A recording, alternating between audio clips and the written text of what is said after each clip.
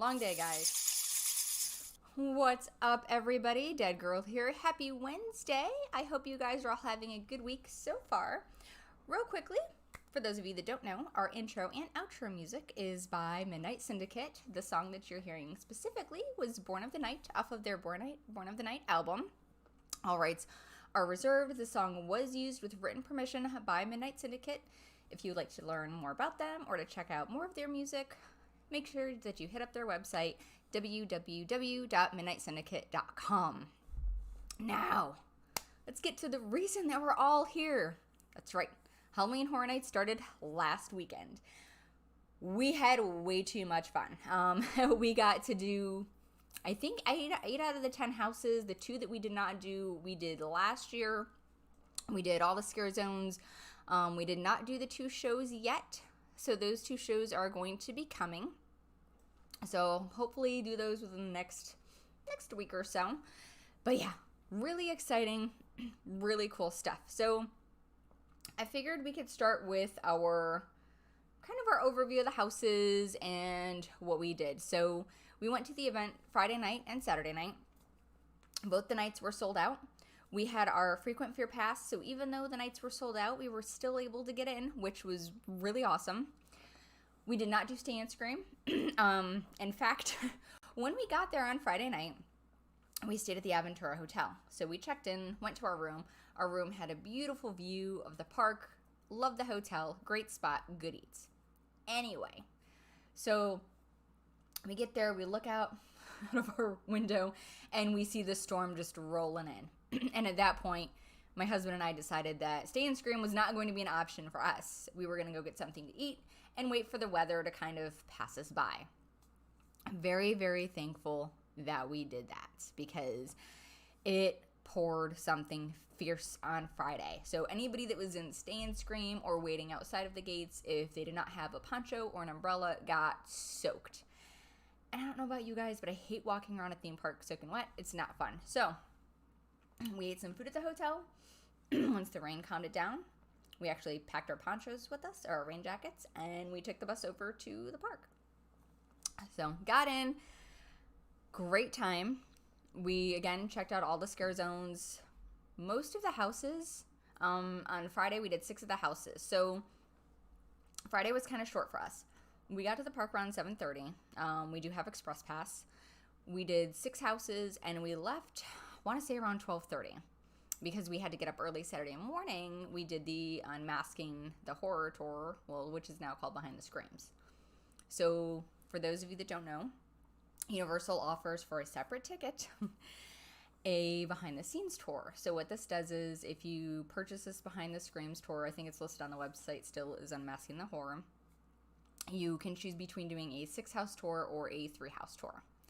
So we opted to do the 6-house tour, which is 6 hours of walking. It was amazing. You got to see the inside of the houses. You got to see the facades.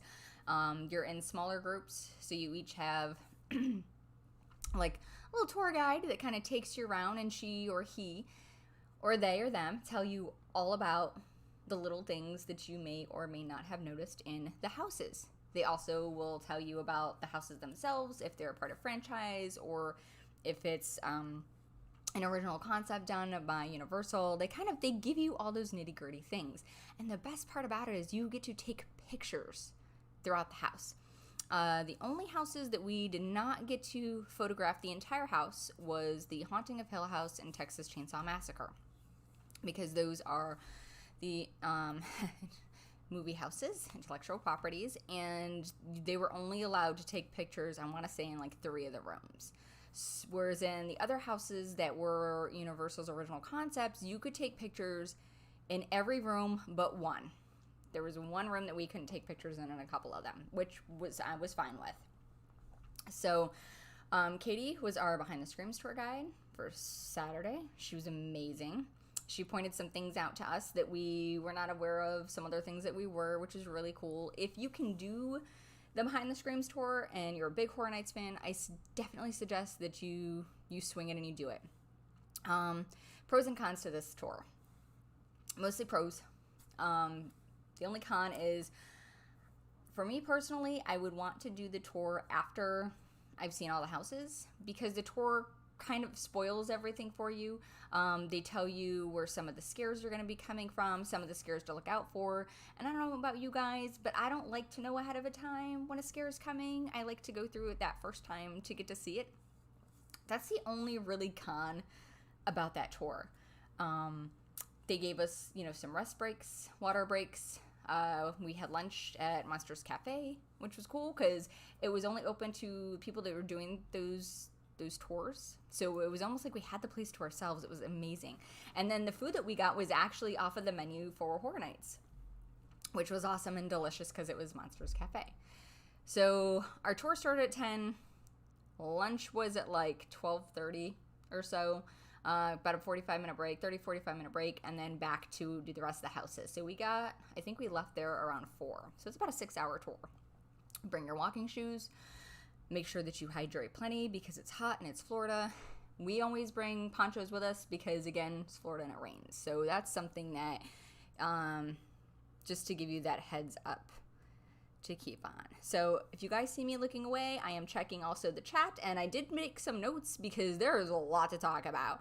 So first of all, hello to everybody that's chiming in the chat room. We have Crystal from Zombie Head, Starship Troopers driving up in October. Awesome. Hopefully you guys have a great time, and hopefully there is no rain for you guys. Now, I'll get into the rain aspect here in a little bit too. So back to the Behind the Scrims tour. Our tour guide was Katie. Huge fist bump to her. She was amazing. She was funny, knowledgeable, super friendly, super easy to talk to. Just awesome all around. Now, she also told us to keep an eye out because apparently the team likes to hide things throughout the houses. So in every house, in some way, shape, or form, there is a butterfly. So if you're going through the houses, see if you can spot the butterflies. And there are also a few peacocks in some of the houses. So keep your eyes open for those peacocks and butterflies. See if you can spot them. Some of them are really obvious. Like in the Texas Chainsaw Massacre house, there's one room that's kind of hippy-dippy where the butterflies are, some of them are nods, like in the form of records. So just kind of fun things to keep your eyes open, especially if you're going multiple times. So Unmasking the Horror Tour was awesome. With that tour, they also gave us a specialty little button. Just show you guys this thing here. So it's Jack. Oops, glare. Sorry about that. And it says, jack up your HHN IQ on the front. And then the back it says, no joke, you've learned so much about this year's event. You might qualify for an HHN PD. And after 15 years of this tour, that's saying something. So it's got all that little writing on the back here for you. So the pin is really cool. So that was a nice little bonus. I did not expect the pin. Then they also gave us these cool little lanyards. It came with it. So they've got all these little Universal monsters. It comes with your card holder too. So this was really cool. And this one, it does say Behind the Screams. So everybody got a lanyard and everybody got a pin. So again, Behind the Screams tour, totally worth it. Highly, highly, highly, highly recommend doing it. I can't say enough good things about it. I've done it in the past, and it was awesome. Hey, Alex. Hey, Davey. No, Alex, you cannot pew-pew in the houses. I'm sorry. So let's kind of get into, let's backtrack a little bit, because I want to go through the houses with you guys. So I wanted to tell you about the Behind the Scrims tour, because some of the things that I'm going to reference in talking about some of these houses are some of the things that we learned on our tour. So again, Friday night, we got there about 7:30. It was pouring. We did 6 of the houses. So let's start with night number 1. So the first house that we got to see, which right now it's in my top 3. And that was none other than the Texas Chainsaw Massacre house. This house was awesome. There's the photo image that Universal put out for the house, and then to the right of that house is a part of the facade. Now, again, we could take pictures during the Behind the Scrims tour. I chose not to incorporate them in this video because I don't want to ruin or spoil anything for you guys, and all the photos I took are chock full of spoilers. So I'm going to have a separate video out specifically with those spoilers. So TCM was awesome. Now, I did not realize this going in when we saw the house Friday evening until, like, of course, we went through there, is it was kind of a mix-up between Texas Chainsaw Massacre 1 and Texas Chainsaw Massacre 2. So I could not have been more excited when I walked through the house and I saw Chop Top. That made my night. It was a great way to start off the evening. It was a pleasant surprise when I mentioned the Hippy Dippy room and looking for those butterflies. Definitely you want to look in the first section where Chop Top is. It's kind of like his bedroom. Yes, lick my plate, you dog. Beep. Really, really awesome. Really cool to see him. Super excited. Great scares. All the leather faces were size appropriate. They were all big and bulky, and there are some chainsaws, and there were some really cool effects in that house. Again, I don't want to go too detailed with it, and I don't want to spoil it for you guys because, man, it was so cool. Some of the stuff that they did was really cool, so I can't wait to go and experience that again. The Saw is definitely family, yes. So TCM is up there. It's a part of my top 3. I'll rank them all once I'm done. I'm sure throughout the season that's going to change. But TCM was probably the best way to start off the evening.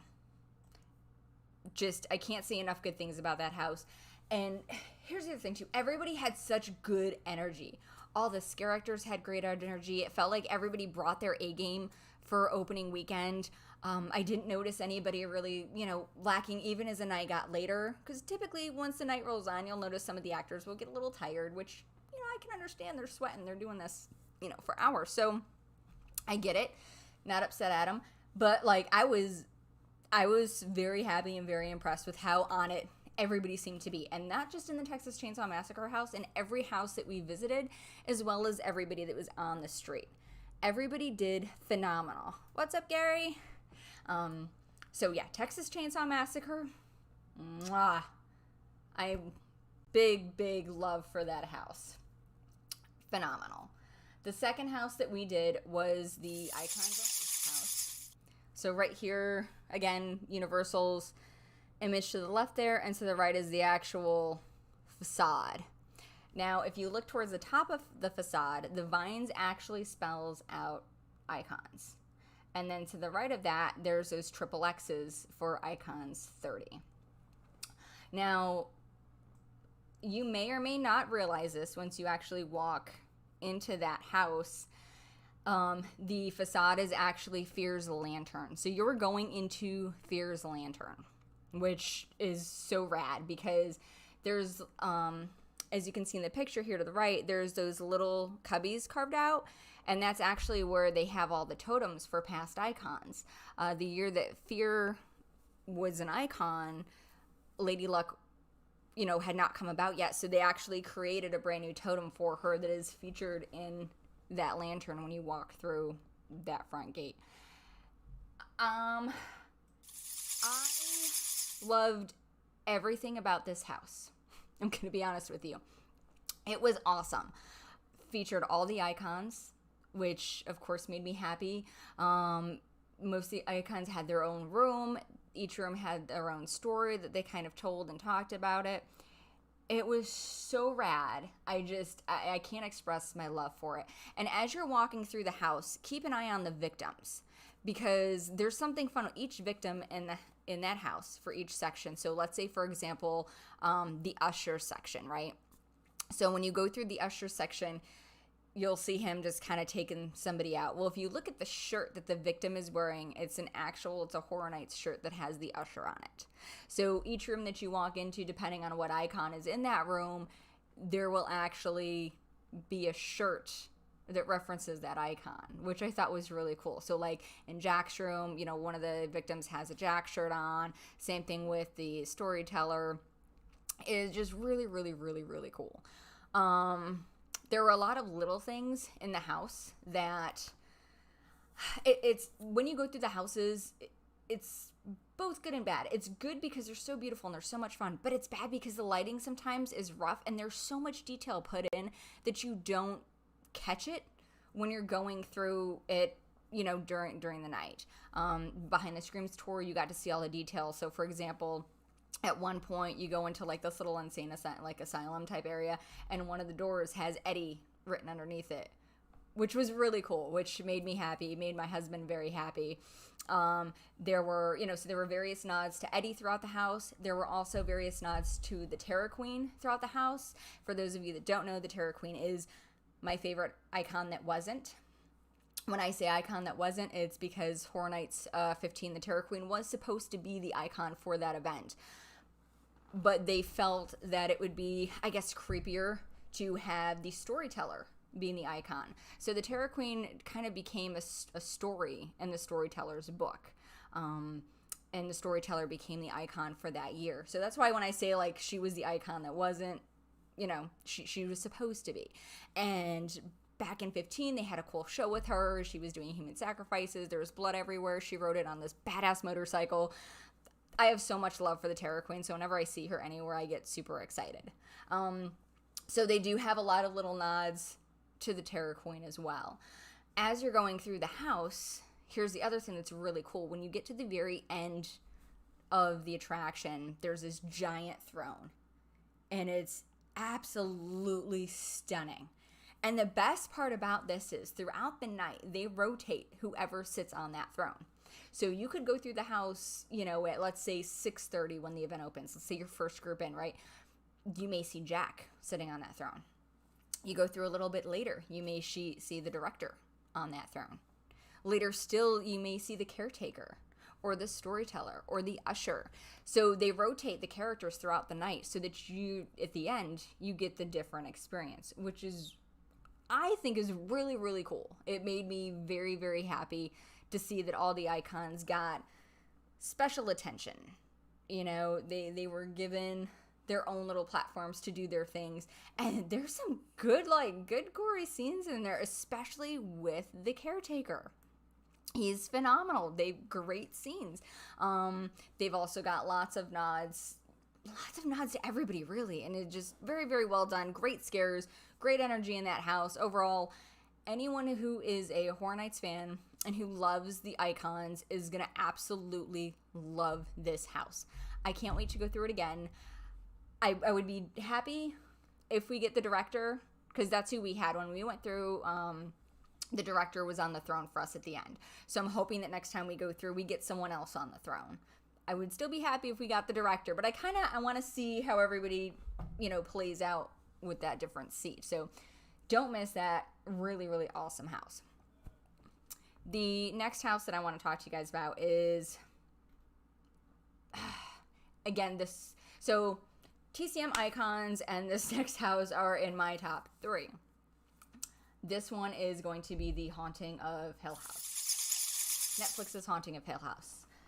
So Hill House, we also did on the Behind the Screams tour. So to the left is their marketing poster that they've got for Haunting of Hill House. And to the right is the facade of Hill House, which blew me away. It's when you go in when the lights are off, the house, the windows are red or they're white. So this is a really cool thing that our tour guide, Katie, explained to us. So when you get to the house and you see that red, the red, you're looking at it from Luke's standpoint, right? Because Luke from Haunting of Hill House, views the house as being evil. Okay? When you go through, it'll change from red to like a soft white almost. That's Nellie's viewpoint, and Nellie views that as welcoming, kind of as home. And then you'll notice as you're going into the house, the porch light will flash, which in the Netflix series, when the porch light flashed on, that meant it was time for Nell to come home. So little details like that, when you go through the Haunting of Hill House, was just, for me, it really brought everything together. There are some fantastic scares. There are some great scenes. Spoiler right now, they did not have any of the mortuary scenes in the house, which kind of made sense to me because they're focusing on Hill House, right? They're not focusing so much on the morgue. So everything that you see in the house is things that were within Hill House. They also brought in some of the ghosts from Hill House that you may remember. Or maybe you've only watched it one time and you need to go back and watch it again, because let me tell you, when you watch that series, there are so many ghosts that you miss. And some of them are right in plain sight. So keep an eye out for that. At one point in the house, you do walk through the basement. So when you're going through the basement part of the house, just make sure that you're looking up and down, because scares come from everywhere. Facade was cool. The scares were amazing. There were a couple of scares in there that I had not seen done yet, and I was super, super happy with. So Hill House was phenomenal. We went through that on Friday, and then when we went back Saturday, we went through it again, because I was like, this is my house that I will probably go through every time we go to the event. Couple years ago, when they had the Ash versus Evil Dead house, every time we went to the event, that was the first house that we hit, because my Evil Dead obsession, and that was an amazing house. So it's kind of the same thing, gonna be the same thing this year with Haunting of Hill House, because it was phenomenal. Highly, highly recommend you don't miss that house. The next house that we were able to go see was Puppet Theater, active audience. So let's pull this up. So this one is another one that had a really cool facade. So this one, there had been an earthquake, and basically the building is kind of falling apart around you as you're walking through the house, which this house was amazing with the things that they did with it. So this house is in one of the tents that's in the back of the park. In those houses, if you've noticed, actually in any haunted house at Universal Studios, with the exception of Puppet Theater, they do not have a roof. So the reason that these houses do not have roofs is because of fire safety. If there's a fire, they need to have sprinkler systems come through, so they don't put roofs because of that reason. In Puppet Theater, they felt that they had to put a roof in. It had to be a thing to complete the earthquake and the devastation and what happened. So they actually built in a separate roof in Puppet Theater, and they had to install a fire safety system. So this is actually one of the only houses at Halloween Horror Nights in Universal Orlando that has an actual roof over the top of it, which I thought was interesting. And then, of course, when people asked why, our tour guide, Katie, awesome Katie, was like, well, this is why. And she explained, it had to be up to fire code and fire safety. And that's the reason that none of the houses really have roofs, because they would have to do all the extra things to ensure everybody's safety in case, yes, Adam, the roof caught on fire. So I thought that was a fun little piece of information. It's not something that you think about when you go through a haunt. I don't think about fire safety. I'm just going in to get scared and enjoy some cool scenic. So, and I always noticed that there was never ceilings, but I never knew why. So it was interesting to have her kind of explain that to us. They had a bunch of fun Easter eggs in Puppet Theater also. They had, what was the puppet's name? Billy, I think, like Billy the Puppet or something like that, is in one of the rooms. He is up on a table. He's kind of half hidden, so you kind of see him going through. So that's kind of cool. Definitely was a fan of the look of Puppet Theater. Very, very big fan of the scenic in there. It was even more outstanding than I thought it would be. The puppets were cool, so they were taking people and they were actually turning like people into marionettes, and that was such a fun concept and so much fun to see.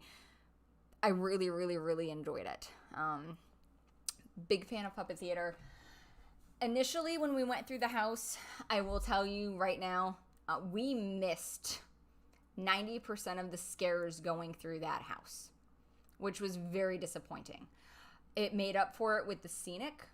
And when we took the daytime tour, it kind of made our nighttime visit grow on me a little bit more, because our tour guide did tell us where some of the scares were coming from, which was cool. But it sucks when you go through a house and all the scares happen way out in front of you or way behind you and you don't get them.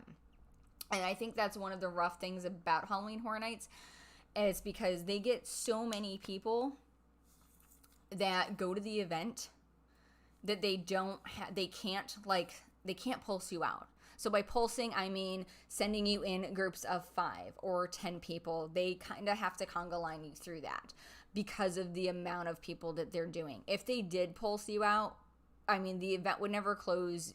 You would never get to see half of the houses. So I understand why they do it. It just sucks when you end up seeing, the scares happen way in front of you, so you don't actually get to experience them. Scenic was beautiful. I'm looking forward to going through it again and hopefully having a better experience for it. That would be even better. Let me see you guys chiming in the chat here. Give me 1 sec. Let me pop back up.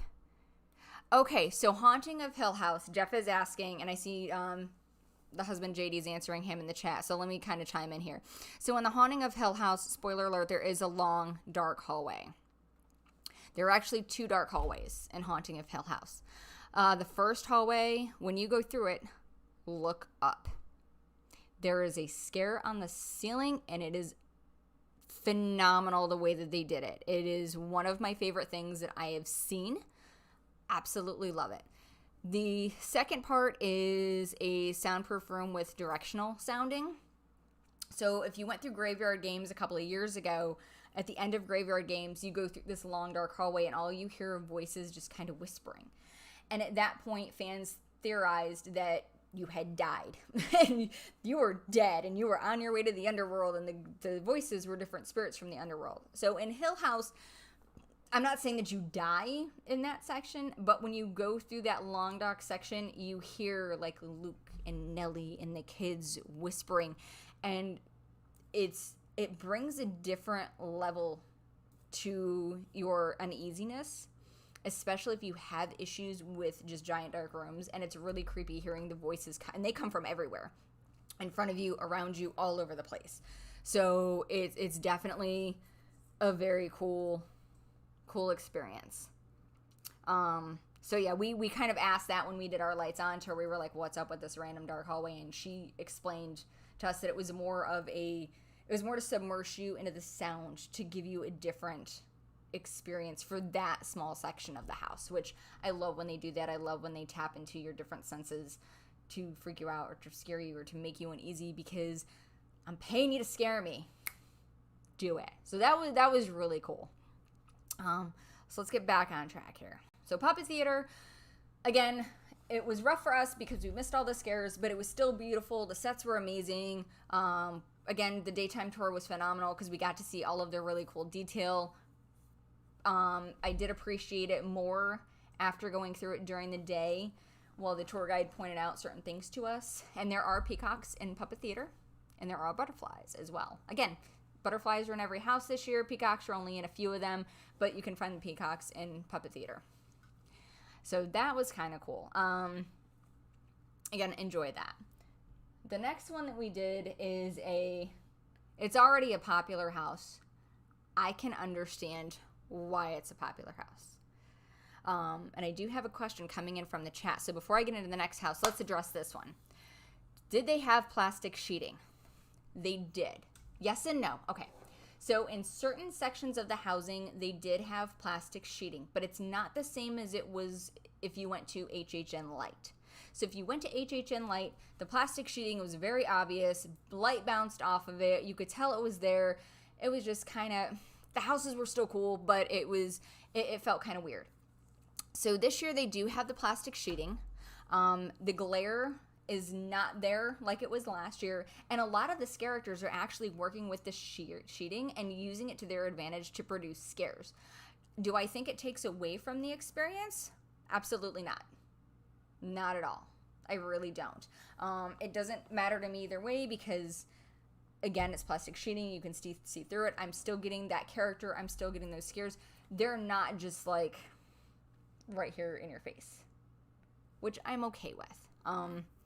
I know some people were kind of iffy on the plastic being in there. I didn't have a problem with it. Husband didn't have a problem with it. We had a great time, even though they had the plastic in there. Some characters and some sections of some of the houses, they had big masks on. So for those characters, some of those areas did not have plastic sheeting. Whereas if the character did not have a mask on, they will have that plastic sheeting there. They have that barrier. And I think it almost serves a dual purpose, right? So with the COVID world and everything, people screaming and then characters yelling and screaming and projecting, you're going to spit on somebody. It's not intentional. It's not to be gross. It's just, it happens if you're excited and you're yelling and screaming. But it also helps to serve as a barrier for those of you that like to get handsy, which, by the way, is not cool. It happens. It sucks. People, and sometimes it's a reflex. I get it, because I sometimes had that punch reflex too, but it's man, these guys are here to do their job, and it's scary, and if they're scaring you, they've done their job. So the plexiglass, or it's sheeting, not plexiglass, I apologize, the plastic sheeting is kind of there too, and it gives that extra barrier between you and the character. So I don't mind it. I haven't talked to anybody that had a problem with it, to be honest with you. Everybody that I've talked to was fine with it. There were no issues. So don't let that deter you from going to Halloween Horror Nights. If you're like, there's plastic sheeting, so what? It's not a big deal. It's not like it's super noticeable. Like, just go and have a good time and enjoy it. It really is a great time. All right, let's see. What's the other house that we did? Okay. So this house, the next house that we did, is already a fan favorite. Everybody's already talking about it because, of course, it has all of the pumpkins that were in it previously that you could find in some of the scare zones. So this one I'm talking about is Wicked Growth, Realm of the Pumpkin. This is a daytime shot that I took of the house. This is the front of the house, all the pumpkins.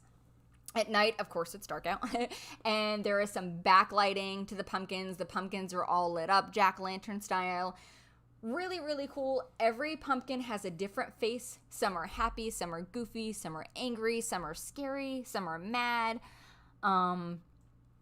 Really, really cool. Tons of pumpkins throughout the entire house. So, I mean, dude, this must have taken the person that carved this, like, forever, because there's tons of amazing pumpkins.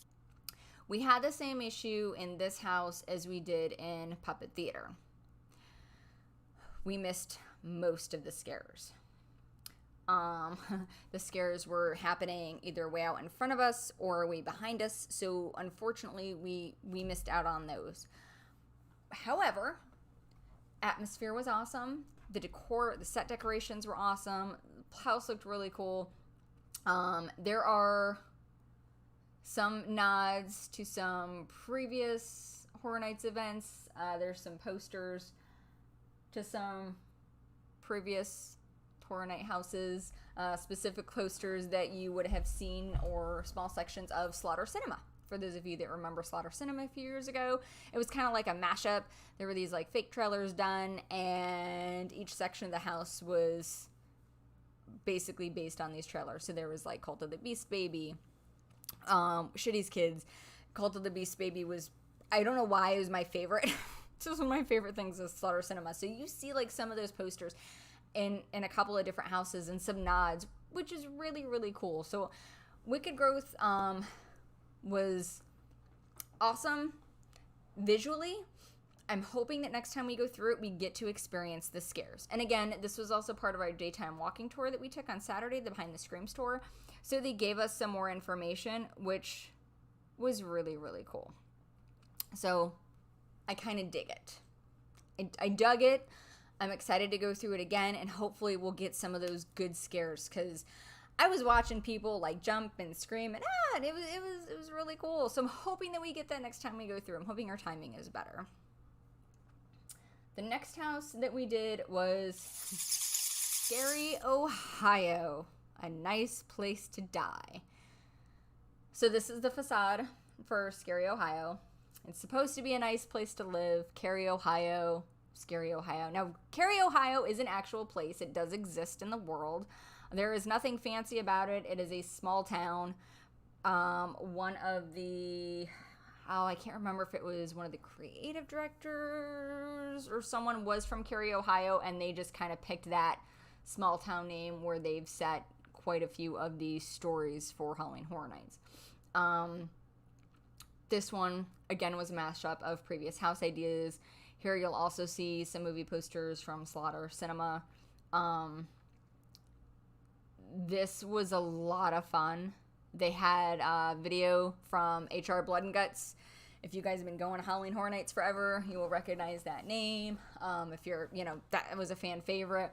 There's a lot of little things in this house, a lot of really cool details. We did go through this one at night as well as, of course, the daytime tour. And at night, it was so much fun. Great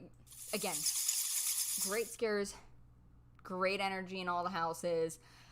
I was more paying attention to looking at details than I was to getting scared. There's one section that is kind of like meets, where it's basically a love letter to Michael Aiello. Michael Aiello was one of the creative directors behind Horror Nights for many, many years at Universal Studios. He's no longer a part of that team, if I'm not mistaken, but there's like, that whole section is a huge love letter to him. So there's like pictures of him on the walls, lots of little things. So definitely keep your eyes out for those. Really cool house. Definitely a big fan of it. Can't wait to go back and do it again. That house is where the House of a Thousand Corpses maze was a couple of years ago. Lot of fun. Really dug it. Again, can't wait to do that one again. So that was Friday night. We didn't do the show. We didn't do the Lagoon show. We didn't do the Aerialist and Dancy show that was back by where they had the Fear Factor stages. We didn't get to do those. So we did those houses, went back, crashed, got up, did the daytime tour because we figured we wanted to get back early enough to get some rest.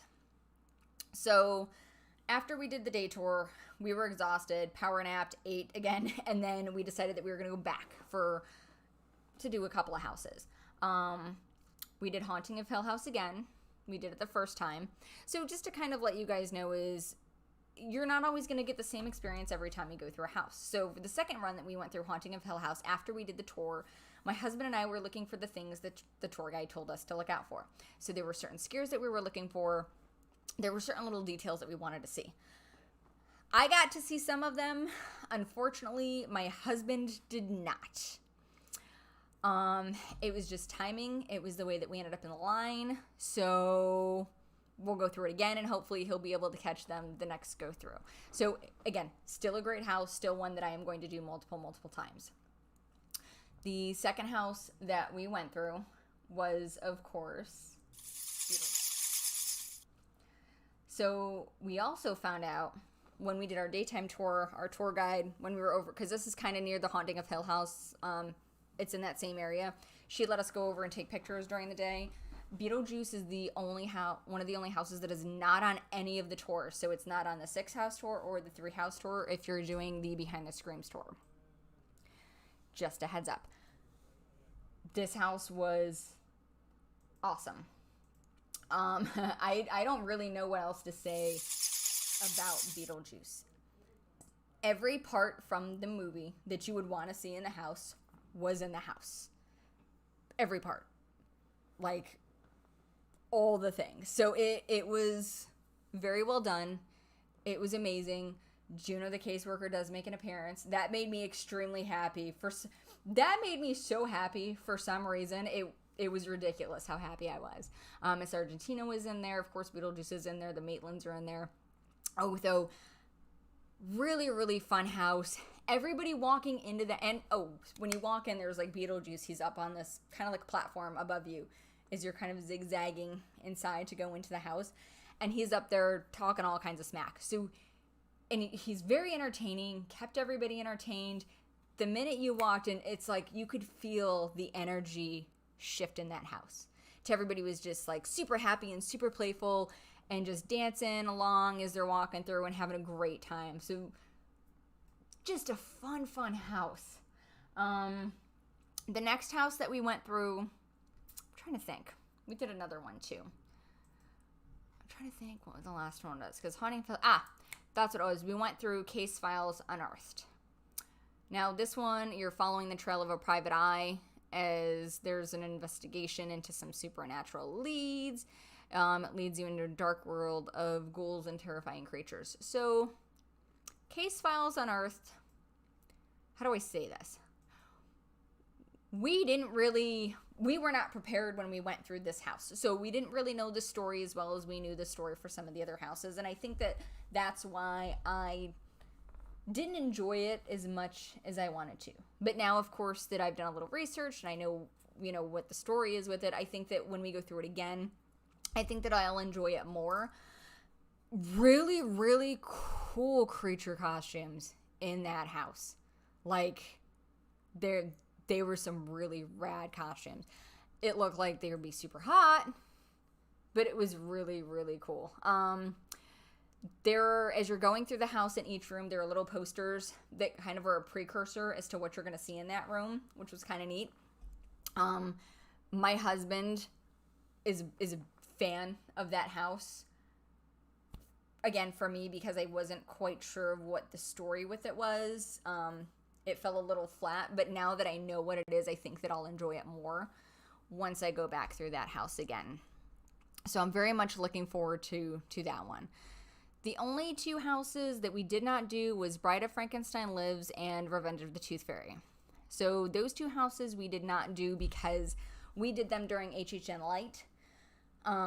Saturday after the daytime tour and then going back to do a couple of houses, we were exhausted and I was done. Like at that point, my legs hurt, my feet hurt. I'm old, all right?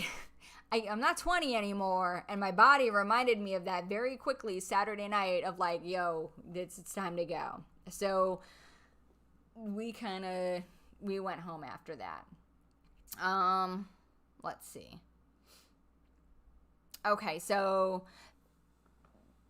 my husband JD made a good point. He said that Case Files Unearthed reminded him of like if Slaughter Cinema and Dick Tracy merged and had a movie, that's what Case Files Unearthed would be. And that's a really good crossover. So I'm going to say yes. So it's yes, definitely. So we'll probably do the other two houses next time we go, the ones that we missed. But again, we did those during HHN Light, so we had already seen them. I did hear that they did change some things in those houses from HHN Light, so we'll definitely have to go back through them to see the differences. We also went through the scare zones. There's the Crypt TV scare zone. If you're not familiar with Crypt TV, go watch some of it. It's free. It's on YouTube. Just type in Crypt TV, go through and watch a few of the episodes. They're like 15 to 20 minutes a piece. So they're shorts, but they're really cool. So before you go, check out Crypt TV, brush up on that. I think that once you do that, you'll enjoy that scare zone. I enjoyed it before I watched Crypt TV because some of the things in there are really cool. The giant spider woman's amazing. I absolutely love her. There were a couple of kills in there that are cool too, some holiday stuff. So definitely watch Crypt TV. It'll make a lot more sense. The 30 Years of Fear scare zone was a lot of fun. They had some characters that were from previous Horror Nights in that scare zone. That was a good one. Seek and Destroy is the one that was in New York. That's probably the biggest scare zone this year, and it had the most... Okay. Seek and Destroy and Lights, Camera, Hackton, Eddie's Revenge. I think those two had the most scare actors in the scare zones. Seek and Destroy was okay. It's not my favorite. I can see how a lot of people would enjoy it. It's a neat concept. It's aliens, basically, come to the Earth, but not the traditional aliens like what we saw in Alien Invasion a couple of years ago. So kind of keep that in mind. But it was still cool. Lights, Camera, Hackton was fun. That is Eddie's scare zone. So Eddie was actually supposed to be an icon during the year that 9/11 happened. That was supposed to be a very bloody and gory and gruesome year. But with the horrendous things that happened on 9/11. Unfortunately, that was changed, and Eddie being the icon was kind of scrapped for that year, which sucks because love Eddie. So this is kind of his scare zone. Eddie is up on his own little platform with a chainsaw. So he's fun. There's lots of little mini sets from previous years. So like Vamp 85 and again the Invasions and a few others were in there that was really cool to see. It's basically they were all there because they're doing like little TV spots was the storyline, and Eddie got wind of it, so he called his chainsaw horde to come in and create some havoc. So you'll see Vikings in there from the Viking Scare Zone. There's a couple of the kids in there from Trick or Treat from years past. So it's really fun to see all the different characters from different scare zones throughout the years kind of merge into that one area. That was fun. With that being said, there's tons of stuff in that area too. So lots of fog. Just an overall fun area. My favorite scare zone is Gorewood Forest. That is the return of the Terror Queen. So, as we all know, we being Horror Night fans and people that are super into it, the Terror Queen appeared in Horror Nights 15. Her lore states that she was to come back every 15 years. 30. It's been 15 years. Guess who's back? Yeah, so she comes back. There's a fun little sacrifice. There are some really fun creatures in that scare zone. There are some nice gore in that scare zone. Again, Terror Queen, so it's, that's my favorite scare zone. That's my favorite one. So I was very, very, very happy to see her back. That made my heart super happy. Let's see here. Hey, Joy, how's it going? Yes, even my husband said, best scare zone in the park. That's right. Gorewood Forest is my favorite. So let's wrap this up. Overall, Halloween Horror Nights 30. If you can go, do it. We're going back again. We had a great time. Plan to do the houses multiple times.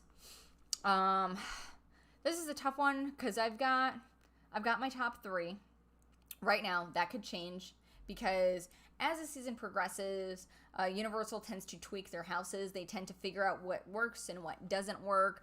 Some of the actors seem to find their footing a little bit better as they get towards later in the season. So one house today that could be your favorite may not be your favorite in 3 weeks from now or 2 weeks from now. So that all depends. My favorite house is The Haunting of Hill House. I love the show. I've seen it multiple times. It's one of my favorites. That is my number one. That is my number one house, is The Haunting of Hill House. My number 2 house,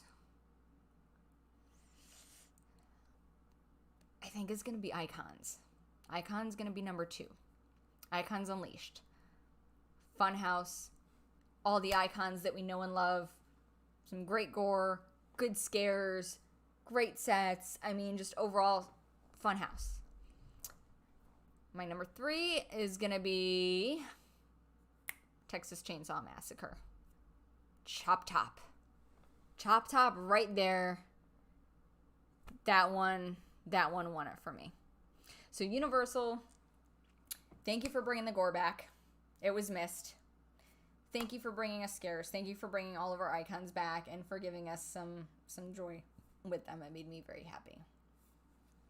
Now, we also spent enough money on merch this year in the parks. Horror Nights has Universal. You guys have got some of the best merch out there. Like, the best merch out there. So we picked up some buttons, some shirts, just to show you guys some of the fun stuff that we got. So they've got this pin set. It's a 4-pack. So there's Jack, Bride of Frankenstein's Monster, Haunting of Hill House, and Leatherface, Texas Chainsaw. So these were really cool. We picked these up. These were about $11 for 4 pins. Really awesome. They also brought back the coins. I don't know how well the camera is going to pick this up, but I'm going to try. So in the Tribute store, they've got a coin machine. So right before you, if you go inside the tribute store and you go all the way through, right before you exit the last room, because there are 3 rooms, they've got a coin machine, which I did show you guys in my YouTube video when I did the walkthrough. I'll link that in the description box. So there's 4. So first we've got Jack, which is super hard to see, so I apologize. Then there is Pumpkin. Then there is, whoops, sorry guys. It's a little loud, drop that. Frankenstein's monster. Then there is the actual tribute store itself. So we spent the money and got these. They were 4 for $15. Fun little additional collector's item to have. We also got this little pass holder. This is about $5. Universal Halloween Horror Nights 2021. And then we also picked up their HHN 30 lanyard.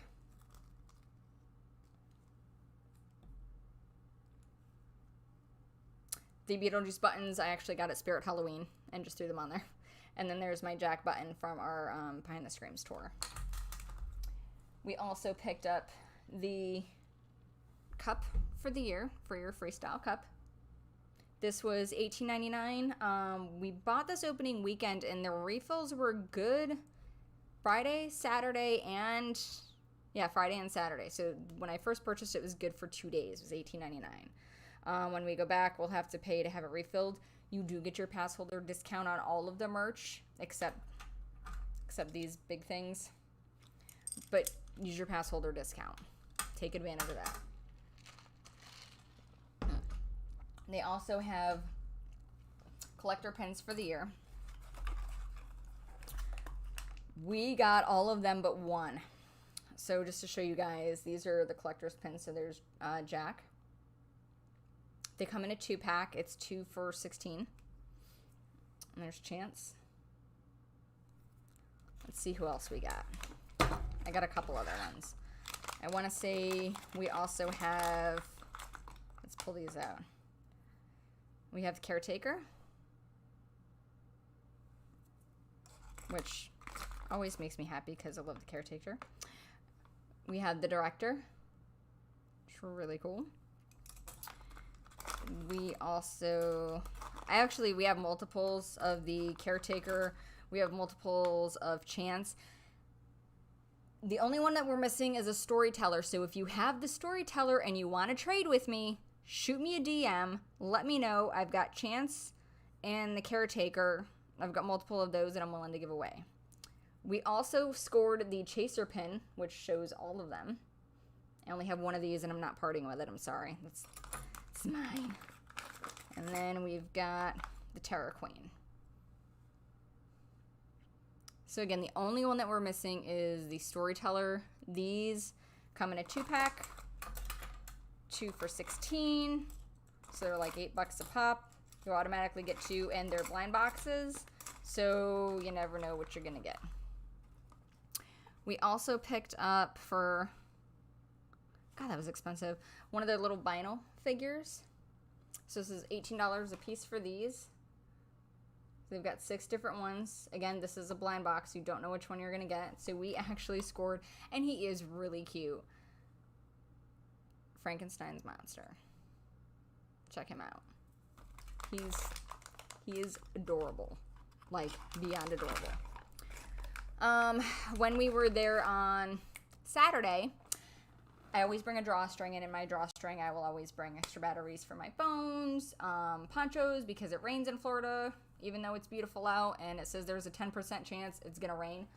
So I ended up having to buy a new bag. So I picked up this Horror Nights bag, which also matches our pin. So we've got Jack, we've got Chance, we've got the Director, Caretaker, we have Terror Queen, and we have the Storyteller. So there's also a little patch on the back. You can put your phone in if you want to. So that's kind of cool. This was expensive. Like, for a drawstring. It's nice quality. It's soft material. It's really, really soft material. It was, I think, $25. So, but it's worth it because it holds all the things I need it to hold. Lastly, we got a couple of shirts. Again, small fortune. So the shirts that Horror Nights have, they're roughly like $30 a piece. I'm going to stand up here. So this is their Scare Zone shirt for this year. This one is mine. It's got all the Scare Zones listed. Of course, Terror Queen's on there. Eddie's on there, so that made me very happy. So this is one of my shirts. The other shirt that we got also, is this one here. And this matches the pin set. So we've got Jack, Bride of Frankenstein, we have Leatherface, and we have Haunting of Hill House. So my husband and I both got this shirt. Joy. Yes, so the drawstring bag, Joy in our chat is asking about the drawstring bag. So the drawstring bag is like sweatshirt material. It's very soft. Seems to be very durable. So it was definitely worth the buy for me because I'm going to use it a lot. All right, I've got one more shirt. So we're also annual pass holders, and this is the annual pass holder shirt. My husband got this one. So it's got Universal Annual Pass Holder, Frankenstein's Monster. On the sleeve, it says Universal Orlando Halloween Horror Nights All-Time Screams.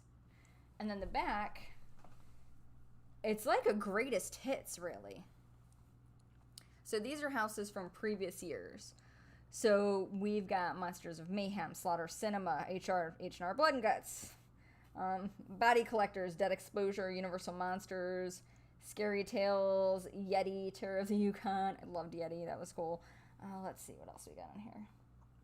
I think that's it. Oh, Dollhouse of the Damned, another good one. So this is almost like their greatest hits shirts found on the Universal Annual Pass Holder shirt. Again, you can use your pass holder discount if you've got an annual pass for all the things. So it definitely helps make things a little bit easier on your pocket when you're going to Horror Nights, because let's be honest, things get expensive. Their merch is amazing. We couldn't decide between certain things, so I love their merch. The most bang for your buck, I think, personally, for us, is going to be the Freestyle Cup. Because, again, you can refill this every few minutes. I think it's like every 15 minutes or something like that from the Freestyle machines. You pay one price. My husband and I bring our cup. We share it. He'll pick one time. I'll pick the next time what we're getting to drink. It helps you to keep hydrated because you've already paid for it. If you're buying bottled water, it's like $5 or $6. I think we paid, there was one spot it was like $8 for 2 bottles of water.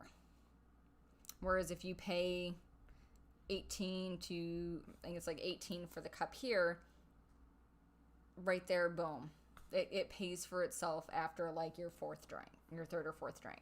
And trust me, when you're at Horror Nights, it's hot. You want to hydrate.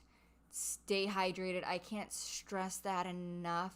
I know you're going to be running from house to house and Scare Zone and show to show and meeting up with friends and eating and having all these amazing times, which is great and you should be. But don't forget, don't ignore your body. Hydrate. Now, beer is not hydrating. Liquor is not hydrating. Get some water in your system. Trust me, your body will thank you for it later. Big advocate for hydrating. So the Freestyle Cup is the best bang for your buck when you're shopping the merch. This was actually the first thing that I saw that I was like, I have to have that because I drink lots. So it's pretty perfect. But yeah, so that's kind of our Horror Nights opening weekend experience in a nutshell. It started with some rain. Started with the Stay at a Great Hotel. By the way, just FYI, if you're staying at the Aventura, eat there. Their burgers were delicious. They actually do like a stir fry, teriyaki stir fry, which was really, really tasty. They do accept your annual pass holder discounts there, so definitely utilize that. It's a little expensive, but you're on you're staying at a hotel on theme park property. It's going to be a little bit on the higher side. We ate at the hotel a couple of times, and the food was just super, super good. We did not get to try a lot of the food at Horror Nights. We did have it was like a pulled pork sandwich with coleslaw on it. It's called the Vamp and Monsters Cafe. That was delicious. We got it with a side of mac and cheese, which was yummy. So if you're going to eat, definitely drink at the, get some food at Monsters Cafe. But yeah, Aventura was great. We loved the hotel. Super clean. Staff was super friendly. Beds were comfy. Just overall great experience. They've got that really cool rooftop bar. Drinks are really strong. And by really strong, I mean if you're ordering a Jack and Coke, they literally throw enough Coke in there to alter the color, and that's about it. So they are strong. My husband likes to have a drink now and then, and he had a drink, and even he was like, I'm one and done, because it was some strong stuff. So Aventura, phenomenal. We're going to be staying there again for my birthday in December, so I'm really excited to be doing that. We're doing the Orlando Informer meetup, so that's going to be a lot of fun. So definitely recommend that hotel. Great spot, super close to the parks.